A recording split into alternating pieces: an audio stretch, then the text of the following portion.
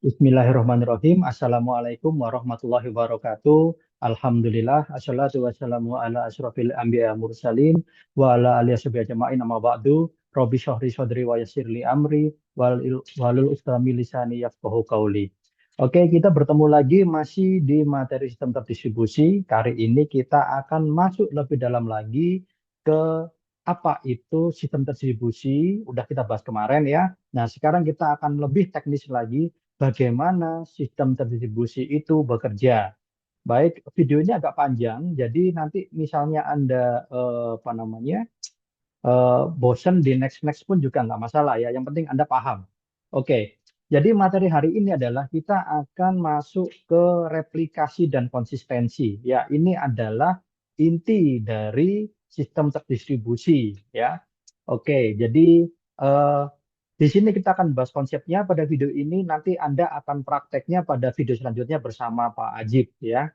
Oke, nah kita bahas dulu sih, kenapa kok kita perlu belajar replikasi dan konsistensi ya?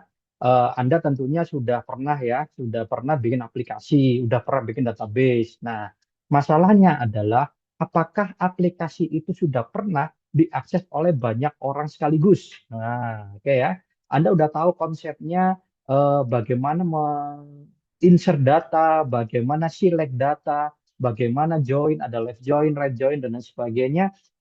Pertanyaannya adalah bagaimana jika operasi itu dilakukan secara bersamaan oleh user yang sangat banyak sekali.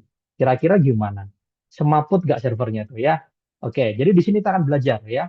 Ini setelah ini harapannya adalah setelah Anda paham apa itu replikasi konsistensi, Anda bisa memberi solusi ya. Jadi Anda nggak bisa hanya istilahnya komentar saja omong kosong tanpa memberi solusi ya. Jadi kalau bahasa Jawanya itu maido. Maido itu apa ya? Mengolok-olok aja tapi tanpa memberi solusi itu saya nggak suka ya. Oke. Mari kita mulai materi kita. Nah, tahu ya Shopee ya, Shopee apa namanya Tokopedia, Gojek dan lain sebagainya ya. Pasti mereka punya server kan, mereka aplikasi ya. Nah, seperti itu. Nah, bagaimana ketika banyak user yang mengakses secara bersamaan? Ada yang lagi nyari barang, ada yang lagi upload barang baru, ada yang live, ada yang update stok, ada yang check out dan lain sebagainya. Ini usernya banyak sekali ya. Jika dia hanya menggunakan satu server, maka pasti apa? Semaput servernya ya, nggak kuat menangani segitu banyak request secara bersamaan. Nah, bagaimana solusinya? Ya tentunya mudah saja Pak. Kita kasih banyak server. Nah, kemudian kita bagi trafficnya ke server-server itu. Sehingga setiap ada user yang mengakses, maka dia akan dilayani oleh server yang berbeda-beda. Ya, bisa sesuai dengan wilayahnya terdekat dengan user misalnya, atau sesuai dengan item barangnya misalnya. Ada server yang khusus untuk menyimpan barang otomotif. Ada server yang khusus untuk menyimpan barang rumah tangga. Ada server yang khusus untuk menyimpan barang untuk anak-anak mainan. Ada yang khusus elektronik dan sebagainya. Itu terserah Anda sih. Ada juga misalnya server yang ini di Jakarta, ini di Surabaya, ini di Medan, ini di Pekanbaru dan sebagainya. Nah, by region, by wilayah ya. Atau lebih lebih luas lagi, ada yang di Indonesia, ada yang di Singapura, ada yang di Malaysia, ada yang di Amerika dan sebagainya. Nah, seperti itu. Jadi kita bisa bagi-bagi. Nah, pertanyaannya sekarang adalah nggak down ya servernya ya kalau kita bagi-bagi ya, kita masih belum ngomong berapa banyaknya ya. Nanti banyaknya itu bisa Anda atur sendiri ya. Nah, masalahnya adalah ini. Bagaimana memastikan data di semua server itu sinkron atau sama. Nah, ini tantangannya ya. Tadi kan udah banyak ini. Misalnya nih, ini ada usernya ternyata dia check outnya barang dari server yang ini. Maka dari server yang ini, barang yang sama, item barang yang sama, ID yang sama, penjual yang sama, harusnya stoknya berkurang juga dong. Yang ini juga, yang ini juga. Nah, bagaimana caranya? Ya, oke. Konsepnya kita pelajari di video ini. Ya, oke. Itu disebut dengan replikasi. Ya, ada dua. Kita belajar tentang yang klasik dan yang modern nanti ya. Nah, replikasi itu apa? Bagaimana teknik kita untuk apa ya istilahnya mengklon ya, mengklon item-item data kita di banyak server ya, itu namanya replikasi. Jadi itu untuk menyalin ya dan mendistribusikan data ke banyak server. Jadi misalnya nih, saya punya apa namanya data di sini ya. Saya punya server di sini. Mana nih? Oke. Nah, misalnya di sini nih. Di sini ada servernya.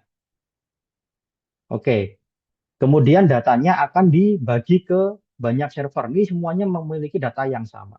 Tujuannya apa? Availability, kesediaan, reliability, nggak gampang down ketika diakses, dan performance. Ketika diakses dia cepat karena trafficnya bisa dibagi kayak tadi ya. Ini punya misalnya ada 1 juta item barang. Ini juga ada 1 jutaan barang yang sama, yang ini sama, yang ini sama, yang ini sama. Semuanya sama. Ya, itu namanya replikasi. Ya. Kemudian biasanya dia diaplikasikan di database, bisa di cloud computing juga. Nanti ada sendiri ya mata kuliahnya cloud computing.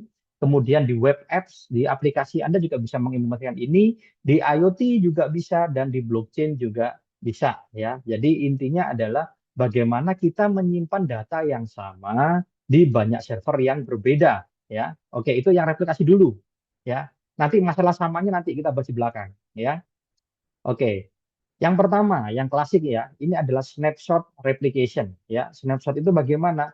Konsepnya adalah data di-copy dari server sumber, misalnya yang ini ya, ke server tujuan pada waktu tertentu ya, snapshot. Jadi misalnya, oh kalau pagi ini diambil seluruh datanya 1 juta record misalnya, kemudian dia di-copy ke semuanya, bleng bleng bleng bleng bleng seperti itu ya. Itu setiap pagi dilakukan seperti itu atau setiap tengah malam mungkin ya.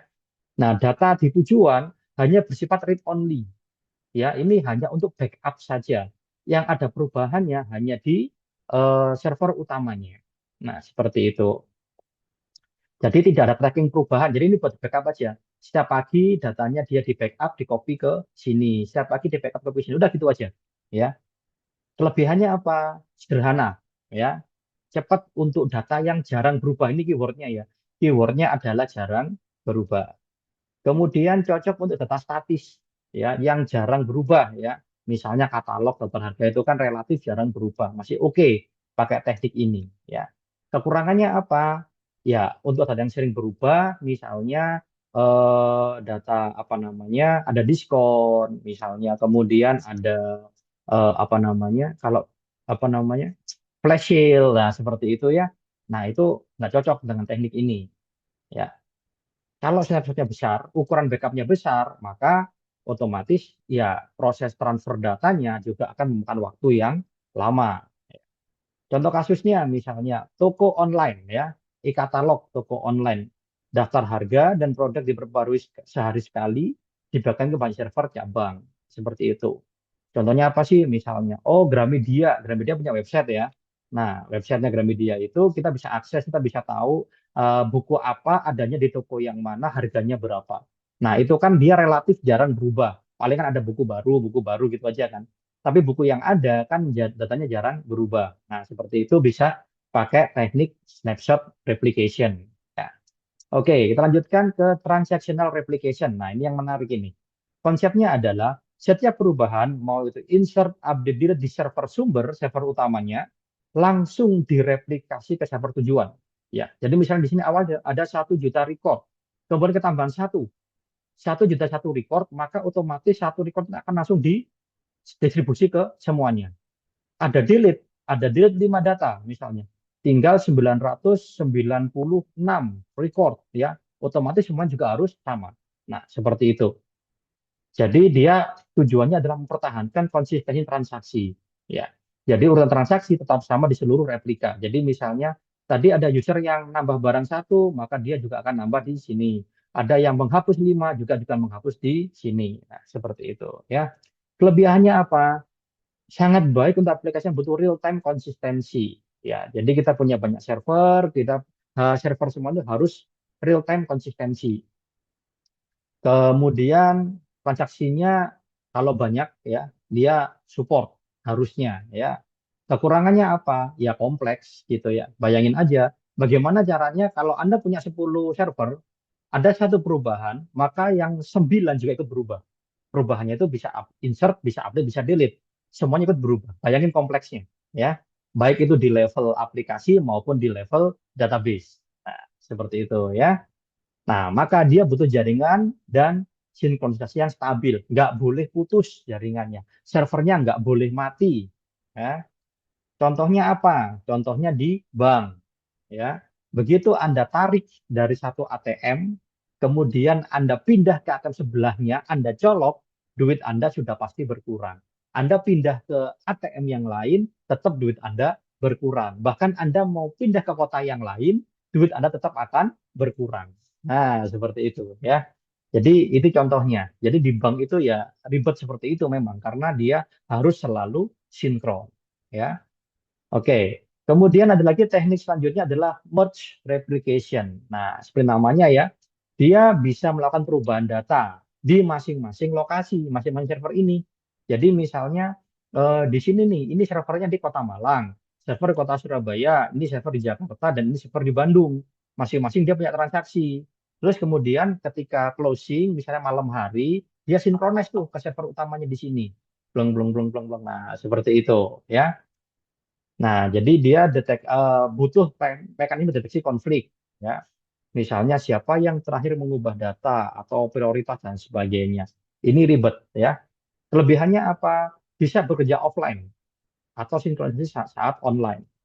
Kemudian cocok untuk sistem distribusi dengan banyak cabang. Kekurangannya apa? Kompleks ya. Jadi jangan sampai dia konflik begitu.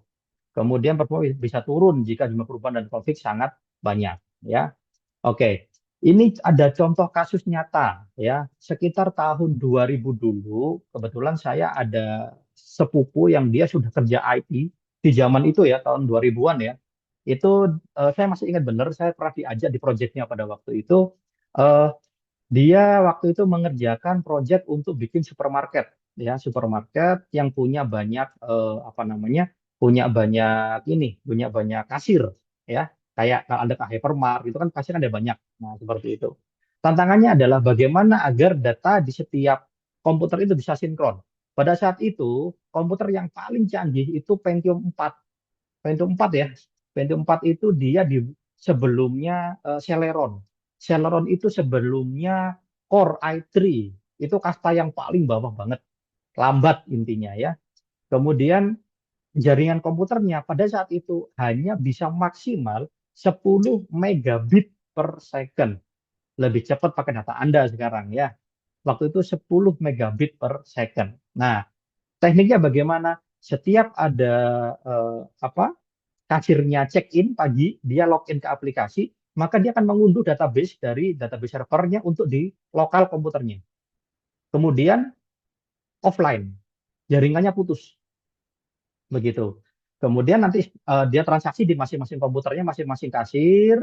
Setelah itu, ketika dia mau ganti shift, dia akan log out. Nah, ketika log out, server komputernya ini, yang di lokal kasirnya ini, dia akan mensinkronis database-nya dia ke server pusatnya.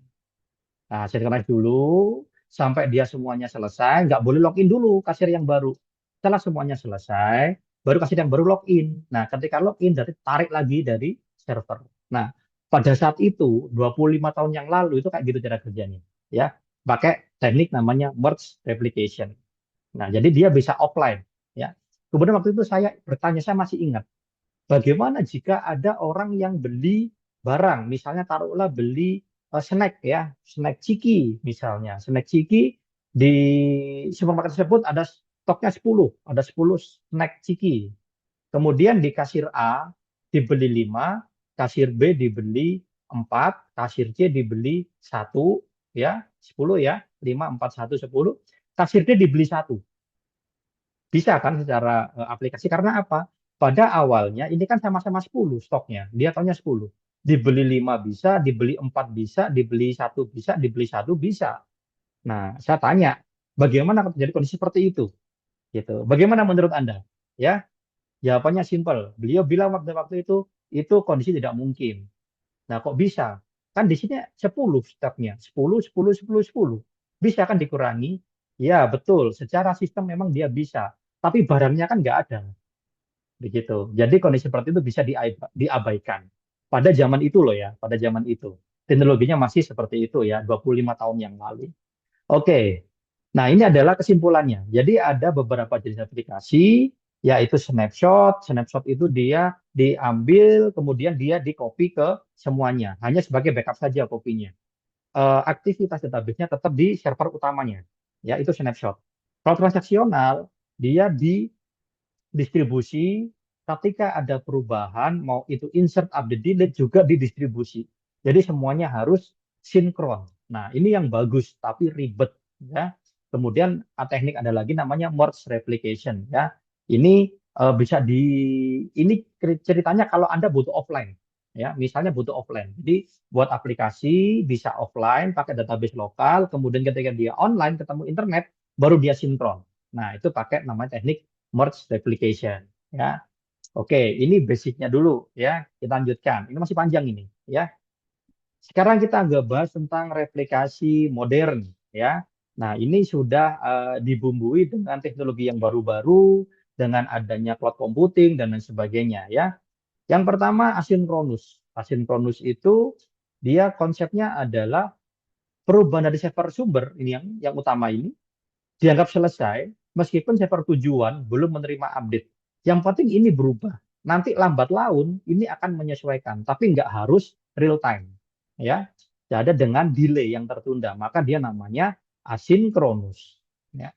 Kelebihannya apa? Ya cepat. Yang penting ini ada perubahan, nanti dia pelan-pelan akan mengupdate semuanya. Ya. Nah, untuk sistem berskala global, Anda punya server yang banyak di banyak negara, kemudian kan nggak mungkin real time tuh ya, pasti ada latency. Latency itu adalah delay antara pengiriman data. Nah, begitu. Kekurangannya apa?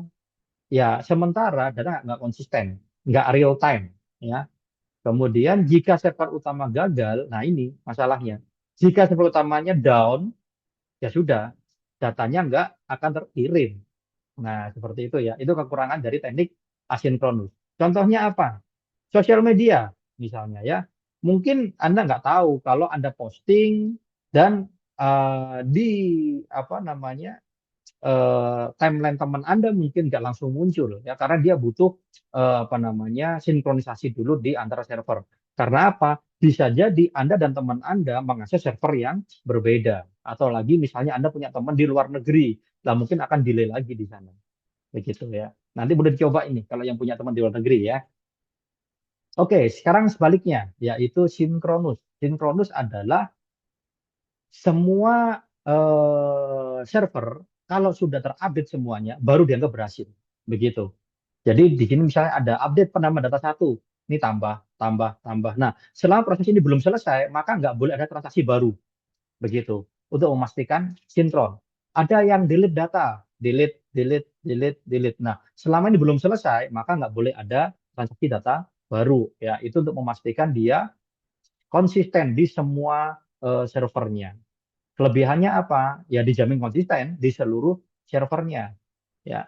Nah, ini untuk aplikasi yang kebutuhan zero data loss, biasanya yang berhubungan dengan perduitan, ya, finance, ya, fintech istilahnya sekarang. Kekurangannya apa? Ya lambat. Ya, jadi Anda nggak bisa langsung hajar, apalagi kalau pada waktu apa flash sale gitu ya, nggak bisa pakai teknik ini. Begitu. Maka jika ada replika yang lambat, misalnya ada satu server ini kebetulan dia bottleneck jaringannya, ya maka dia semuanya harus menunggu selesai, menunggu dia selesai, konfirmasi, oke, saya selesai, baru bisa menerima data yang baru, ya lambat jadinya. Contohnya apa? Perbankan lagi ya, fintech ya, yang tidak boleh ada kehilangan transaksi meskipun ada gagalan server, begitu. Jadi misalnya tadi yang ini gagal ya, nggak kesimpan, maka yang lain ini juga dia masih akan menyimpan, begitu. Ketika dia kembali online lagi, otomatis akan sinkron sendiri, begitu. Oke, sekarang semi sinkronus ya, ini hybrid di antara keduanya, sinkronus dan asinkronus, begitu. Jadi kalau tadi sinkronus kan semuanya harus konfirmasi ini ada update baru nih di sini, maka semuanya harus update. Ada delete, semuanya harus delete. Nah, kalau asinkronus yang ini update ya udah di sini aja transaksinya. Nanti dia akan apa namanya menyamakan sendiri. Kalau yang asinkronus. Nah, kalau yang hybrid ya Hybrid ini dia di sini misalnya ada transaksi insert data. Kemudian di sini ada insert data ya. Ketika udah mengkonfirmasi ada insert data, udah dia bisa melakukan transaksi berikutnya. Meskipun server yang lain belum selesai transaksinya. Ya, tadi kan kalau sinkronus kan kalau belum selesai nggak boleh. Kalau yang ini yang penting ada satu yang confirm, oke saya sudah selesai, maka boleh.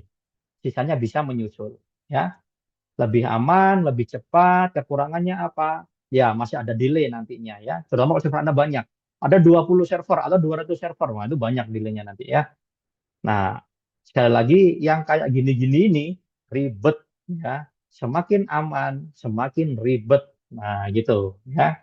Contoh kasusnya apa? Ya tadi, ketika Anda misalnya check out satu item barang di online shop, ya mungkin nggak semua servernya mencatat, hanya satu server aja yang kebetulan Anda check outnya di situ. Tapi apa namanya beberapa saat kemudian dia di balik layar, Anda nggak tahu nih di balik layar, maka dia akan otomatis mensinkronkan. Sehingga misalnya nanti besok Anda check in lagi, Anda masuk lagi login ke apa aplikasinya dan Anda dapat kebetulan dilayani oleh server yang lain, data Anda sinkron. Nah, seperti itu ya. Oke, di sini ada consensus base. Nah, ini agak ribet ini consensus ini ya. Jadi ada algoritmanya. Ada algoritmanya yang namanya RAF dan Paxos ya. Di sini nggak saya bahas terlalu dalam. Nanti ini bisa Anda bahas di cloud computing ya. Nah, jadi ada algoritmanya untuk apa namanya konsensus dari semua semua server ini. Konsensus itu perjanjian, ya perjanjian. Janjiannya gimana? Ada algoritmanya. Kelebihannya apa? Algoritma RAF dan Paxos ini dia didesain untuk konsisten, ya, dan dia juga tidak tergantung pada satu server pusat. Jadi misalnya ini jadi leadernya, kemudian nanti ada transaksi yang lain leadernya yang ini bisa muter seperti itu. Jadi bebannya nggak di satu server saja. Kekurangannya apa? Ya ribet aplikasinya ya. Kemudian kalau jumlah node-nya banyak, ya ribet nanti tambah lama transaksinya. Seperti itu. Contohnya, nah ini Kubernetes, kemudian Google Spanner, dan CockroachDB. Nah itu dia sudah ada fitur eh, consensus based replication-nya ya. Jadi tadi saya sampaikan nanti ini bahasnya di mata kuliah cloud computing aja. Oke, ini kesimpulannya ada asinkronus ya. Kalau ada A-nya berarti dia tidak sinkron. Nah, maka yang penting ada update di satu server, nanti yang lainnya akan menyesuaikan, tidak sinkron. Kalau sinkronus, semuanya server harus selesai prosesnya, baru boleh transaksi baru lagi. Kalau semi, dia minimal satu eh, replika server, ya server utama dan replikanya ada satu saja yang confirm. Oke, saya sudah selesai, boleh melakukan transaksi selanjutnya.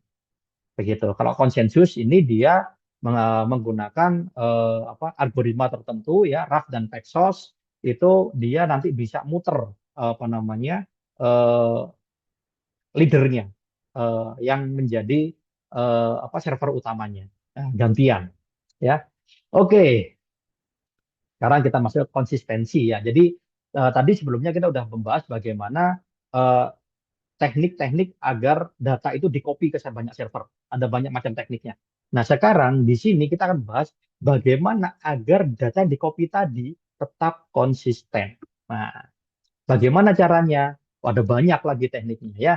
Yang pertama namanya strong konsistensi.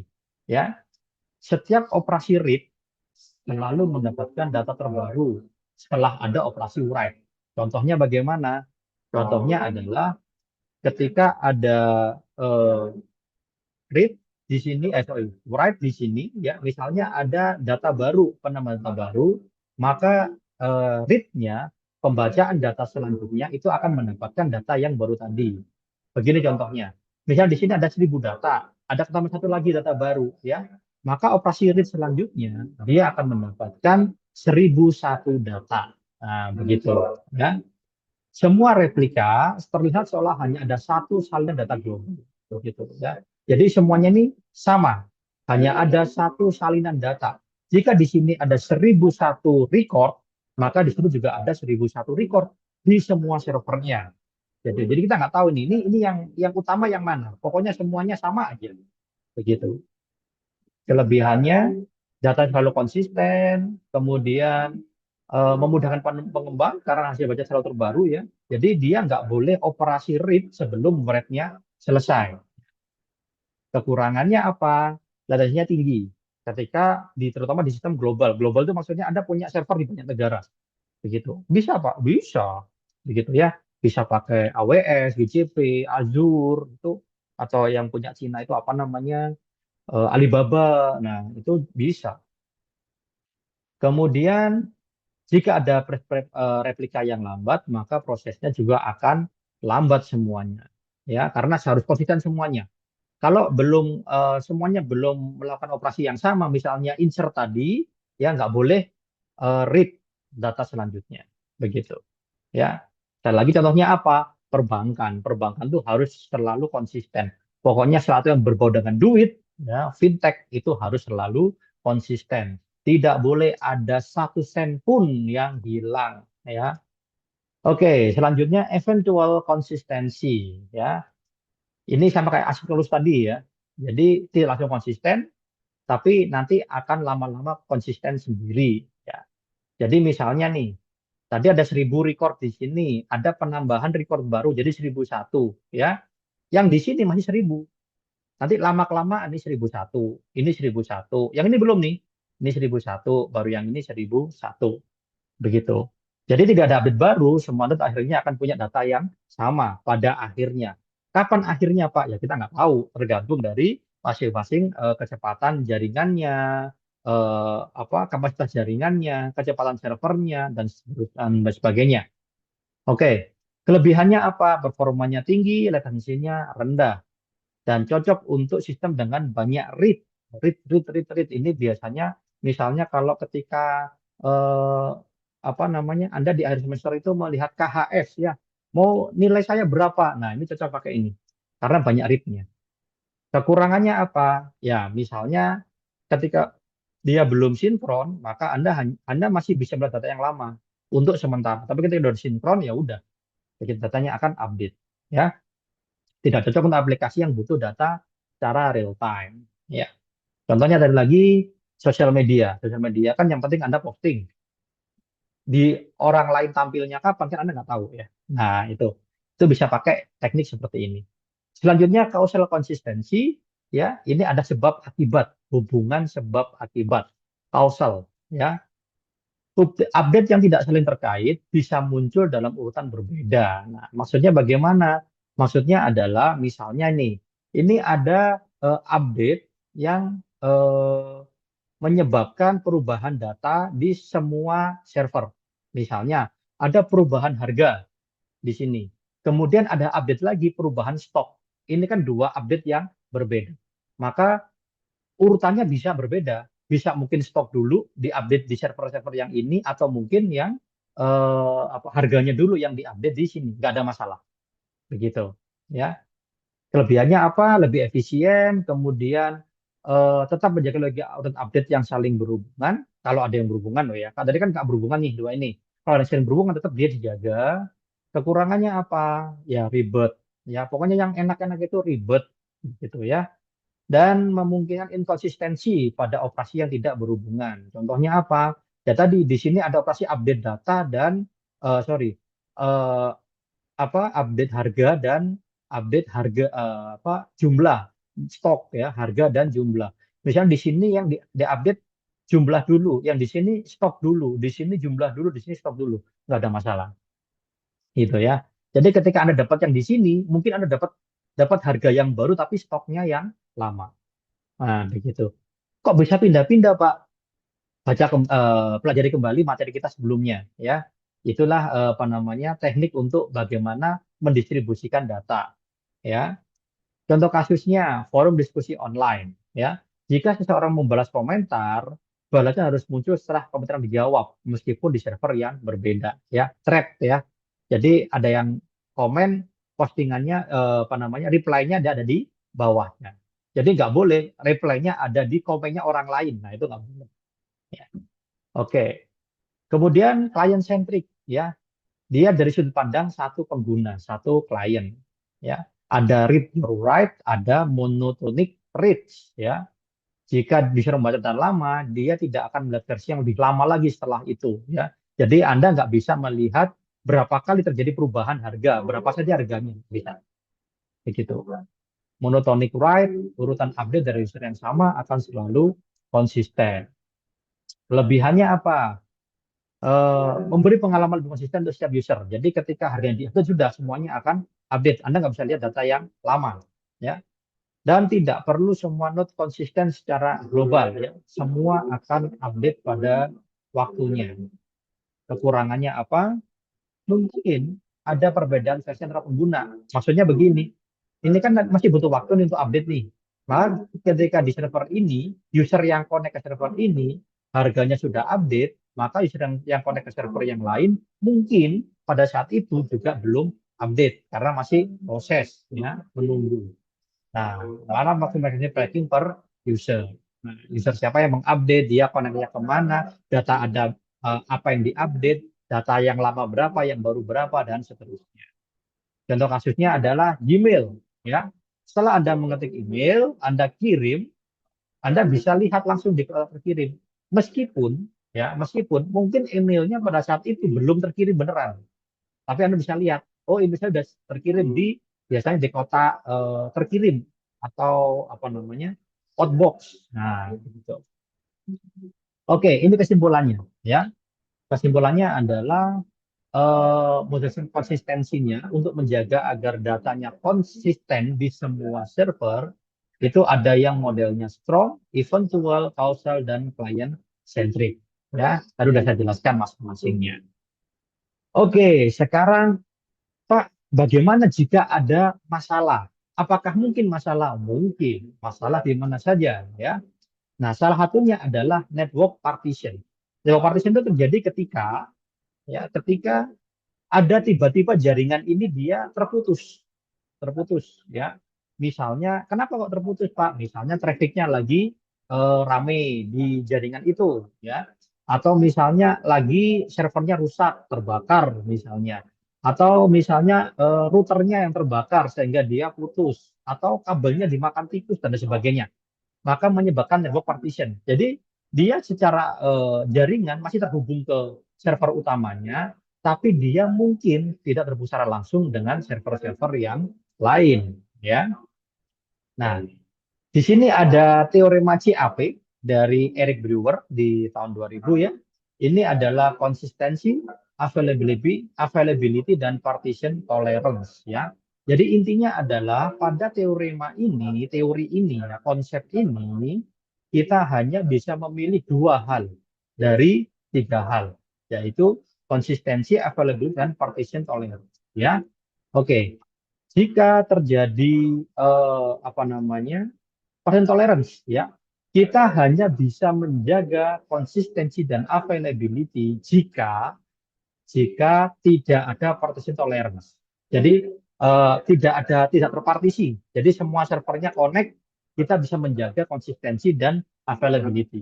Nah, bagaimana jika servernya dia nggak connect kayak tadi, ya, ada masalah yang terputus, maka kita harus memilih nih, kita mau pilih konsistensi atau kita memilih yang availability.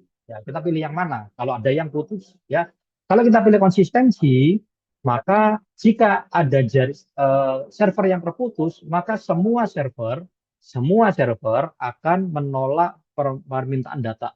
Baik itu insert, update, delete, semuanya nggak boleh, ya. Kalau ada satu server yang putus. Oke. Kalau kita lebih mengenai availability, ya, artinya ketika kita pakai konsistensi ini, aplikasi kita mati, nggak bisa dipakai karena nggak ada proses insert, update maupun delete. Sedangkan kalau availability, ya, kita mempertimbangkan bahwa aplikasi tetap boleh dipakai meskipun ya mungkin ada satu atau dua server yang tidak terhubung, ya. Nah, itu ada pilihannya. Ya, nanti ketika dia kembali online, kembali terhubung, maka dia akan melakukan sinkronisasi secara otomatis. Ya, itu katanya Pak Eric Brewer. Ya, Nah, ternyata katanya Pak Daniel Abadi, nah meskipun kita apa namanya tidak ada partition, ya semuanya baik-baik saja, ya kita tetap harus milih. Milihnya apa? Milihnya adalah availability atau konsistensi, ya kayak tadi ya. Atau kalau terjadi partition, latensi atau konsistensi. Nah, latensi itu kita menerima bahwa oke, nggak apa-apa delay, yang penting datanya akan sinkron. Yang penting aplikasinya tetap bisa digunakan. Kalau konsistensi, ya yang penting datanya semua konsisten. Nggak boleh ada data yang nggak konsisten. Jadi ketika servernya ada yang nggak connect, ya sudah nggak boleh ngapa-ngapain, mati aplikasinya. Begitu ya. Jadi itu katanya Pak Daniel Abadi. Nah, sekarang protokolnya. Protokolnya apa yang membuat dia bisa konsisten? Yang pertama adalah primary base protocol. Konsepnya apa? Ada satu node utama, ya. Jadi ada satu server yang menerima operasi read dan write dari aplikasinya. Kemudian replika yang lain hanya menerima copy data dari primary. Nah, seperti itu ya. Ada dua variasi, ada remote write dan local write. Kalau remote write, semua word langsung ke primary, ke yang utamanya. Kalau local write, klien yang menuliskan lokal, baru menuliskan di primary, lokal di sini. Jadi klien yang menulis di sini, bisa dia terhubung ke sini ya servernya, baru teruskan ke yang server utamanya. Seperti itu. Kelebihannya apa? Kelebihannya adalah, sebentar, implementasinya sederhana, simple, ya. Kemudian konsistensinya mudah dijaga karena ada satu sumber kebenaran di server utamanya saja. Kekurangannya apa? Jika server utamanya gagal, ya sudah selesai. Ya. Jadi butuh pemilihan primary yang baru. Oh, misalnya ini yang jadi utama. Oke. Misalnya ini servernya down, maka selanjutnya ini yang jadi server utamanya dan seterusnya. Nah, kemudian dapat terjadi bottleneck di server utamanya ketika banyak transaksi. Contoh kasusnya, nah ini MySQL Master Slave Replication. Nah, nanti ini akan Anda pelajari di videonya bersama Pak Ajib nanti. Ada juga di Postgre namanya Streaming Replication. Nah, kemudian ada lagi Replicated Write Protocol. Ada yang aktif, ada yang quorum. Ya, semua replika bisa menerima write. Jadi user bisa connect ke sini, bisa connect ke sini, ke sini, ke sini. Mau connect kemanapun boleh. Ya, mereka boleh di write, mereka boleh diedit, diupdate boleh. Ya, nanti mereka akan saling sinkron sendiri. Ya, butuh mekanisme sinkronisasi untuk memastikan konsistensi. Jadi kembali lagi misalnya di sini tadi ada pelanggan beli ciki snack 5. Di sini ada beli ciki snack 5. Maka ketika dia sinkron, maka semuanya akan melihat bahwa terjadi 10 transaksi ciki snack. Maka stoknya dikurangin 10, itu maksud saya. Ya. Kalau aktif dia operasinya secara paralel. Jadi ketika ada update di satu server, otomatis semua akan mengupdate. Kalau quorum, hanya jika mencapai quorum. Misalnya, kalau servernya banyak kan lama Pak, kalau semuanya ngupdate nih. Oke, kita buat quorum aja deh. Kalau dua, kalau dua server sudah mengkonfirmasi dia mengupdate datanya, maka boleh transaksi selanjutnya. Nanti yang lain biarkan update dengan berjalannya waktu. Ya, kelebihannya apa? Tidak ada single point of failure. Kalau ada satu yang mati, down, rusak, jaringan putus dan lain sebagainya, yang lain tetap bisa backup. Aplikasi Anda tetap berjalan. Bisa lebih tahan gangguan, fault tolerant. Kekurangannya apa? Butuh koordinasi antar node. Bagaimana caranya mensinkronkan? Nah, itu yang bikin pusing nanti ya. Latensi bisa tinggi, ya, terutama pada quorum, reach atau write. Jadi ketika banyak aktivitas read dan write, maka otomatis server ini kan sibuk nih. Nah, maka dia bisa lama untuk merespon permintaan update dari rekan-rekannya yang lain, rekan-rekan server yang lain, seperti itu ya. Contoh kasusnya apa? Kalau di Quorum ada Cassandra, DynamoDB, ya, nanti sekali lagi ini ada di cloud computing. Kalau active application, ini biasanya digunakan di fault tolerant kritis, misalnya ATC untuk kontrol pesawat di bandara itu loh. Itu kan nggak boleh down. Kalau down nggak bisa turun pesawatnya nanti ya. Oke. Kemudian case coherence, ya. Konsepnya adalah menjaga konsistensi data di case di banyak lokasi. Misal di server dengan multiprosesor atau CDN. Tahu CDN ya? Content Delivery Network ya. Jadi itulah kita bisa mengakses misalnya Facebook lebih cepat karena dia servernya nggak di Amerika tapi ada dekat kita ya. Kalau nggak salah CDN-nya itu ada di Singapura yang terdekat dengan kita. Begitu. Jadi kita mengakses server lokalnya kita. Jadi misalnya Anda ke Jepang suatu saat Anda buka Instagram di sana, Anda buka TikTok di sana, ya isinya ya kontennya orang Jepang. Konten Indonesia nggak ada di sana. Karena Anda koneknya ke servernya yang dekat di Jepang sana. Begitu. Nah, prinsipnya jika ada perubahan di satu case, maka case lain harus tahu agar tidak menjadikan data yang lama. Jadi misalnya nih, Anda sudah mengupdate konten Anda ya, maka update-nya itu akan di apa namanya? Di clone apa di update juga di server-server dia yang lain begitu. Biasanya menggunakan protokolnya Messi, modified, exclusive, share, dan invalid.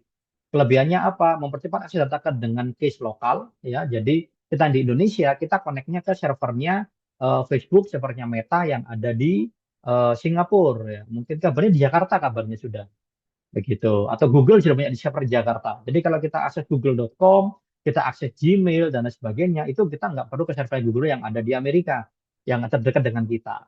Ya. Posisi terjaga mesti data tersebar di banyak server. Kekurangannya apa? Overhead komunikasi tinggi. Ya, jadi server sebenarnya selalu harus sinkron, selalu sinkron, selalu sinkron. Begitu ya. Karena dia lintas negara, bayangkan lintas negara, maka otomatis trafficnya juga besar ya. Maka semakin banyak server Anda, semakin kompleks nanti jadinya.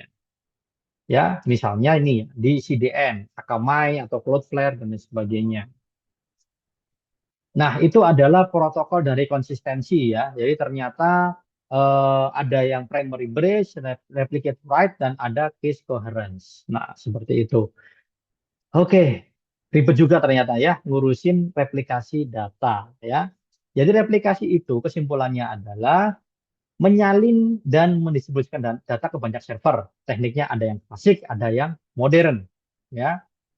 Kemudian konsistensi itu menjaga agar data yang didistribusikan di semua server tadi itu tetap konsisten. Tekniknya ada banyak, ada strong konsistensi, eventual, causal, dan client-centric konsistensi. Nah, seperti itu. Kemudian ketika terjadi apa namanya masalah di jaringan, masalah di server misalnya ya, Anda harus memilih konsistensi atau availability. Begitu ya. Anda kalau Anda memilih konsistensi, maka aplikasi Anda nggak boleh beroperasi sampai semua server up kembali. Anda punya 10 server, 10-10-nya harus up, harus bisa saling connect, baru aplikasi Anda bisa dipakai. Itu kalau Anda memilih yang konsistensi. Kalau yang availability, berarti meskipun dari 10 server Anda itu ada dua yang down, misalnya ya, it's okay, yang 8 masih aktif, boleh dipakai. Nanti ketika dua yang up ini, dua yang down ini sudah up kembali, maka dia akan mensinkronkan dengan yang lain. Ya, seperti itu. Ternyata ketika pun Anda apa namanya tidak terdapat partition tolerance, semuanya baik-baik saja, masih harus memilih yaitu latency atau konsistensi. Ya, jadi latency ini oke, saya terima karena server saya tersebar di 5 negara. Ketika ada data yang update-nya agak lambat, is oke. Jadi itu latensi, Anda pilih latensi. Kalau konsistensi, kalau data di 5 negara tadi itu semuanya belum terupdate, maka aplikasi nggak boleh menerima data yang baru. Nah, itu kalau Anda apa namanya memilih yang konsistensi. Kemudian protokolnya untuk menjaga konsistensi ada primary bridge, replicate write, dan case coherence. Oke, panjang ya. Jadi intinya adalah tidak mudah untuk membuat replikasi dan konsistensi ya. Sekali lagi, replikasi itu bagaimana data kita bisa diklon ke banyak server dan konsistensi bagaimana data yang diklon tadi itu tetap sama di semua server ya. Jadi eh, next misalnya Anda melihat ada apa namanya data aplikasi yang ini kok aplikasinya lambat sekali, ini kok aplikasinya nggak update. bisa login tapi nggak bisa insert, bisa login tapi nggak bisa update. Nah, itu ternyata di baliknya itu ribet sekali, ya. Dan sebaliknya, Pak, kenapa kok aplikasi kayak Shopee, Tokopedia, Gojek, Grab, dan Facebook, IG, dan lain sebagainya, kok tetap baik-baik saja ya, meskipun diakses oleh jutaan pengguna di saat yang bersamaan, ya karena di baliknya itu semua ada teknologi yang ini tadi, dan itu tentunya tidak murah, ya, karena kita butuh banyak server, kita butuh banyak infrastruktur yang luar biasa. Oke, demikian dari saya, semoga bermanfaat. Terima kasih, sampai jumpa lagi pada materi selanjutnya. Wassalamualaikum warahmatullahi wabarakatuh.